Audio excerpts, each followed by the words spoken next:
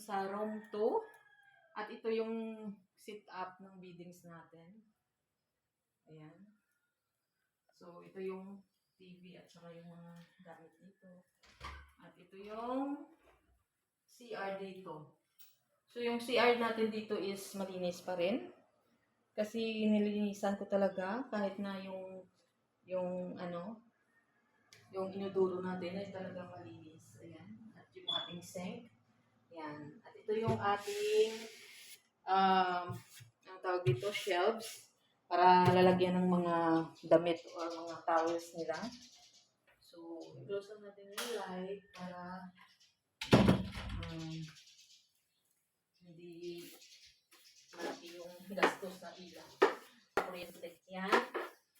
Atin lang ito i-check at saka lilinisan. At minsan mga anong lawa sa Tagalog? Web. Minsan web dito ng spiders. But sa ngayon wala kasi. Ayun na. Yun, see?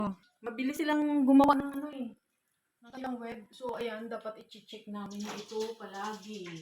Kasi ang bilis. Kahit na araw-araw mo i-check nito, basta may natira pa na mga spiders, so mabilis silang gumawa ng kanilang bahay dito.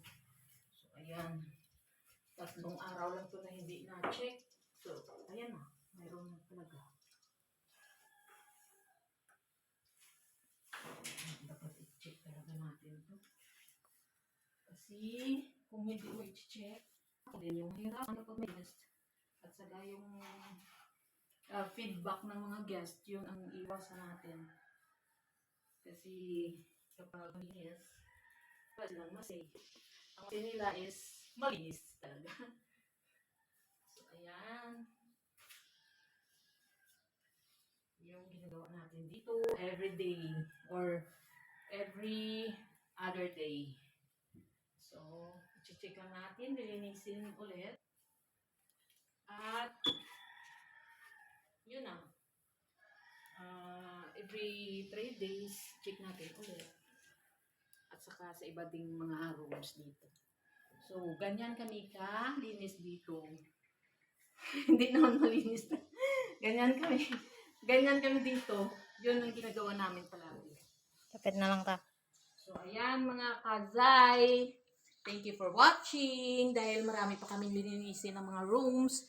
At magsisit up din kami ng isang rooms doon sa room 4. So, ipapakita ko na lang mamaya sa inyo. Thank you for watching.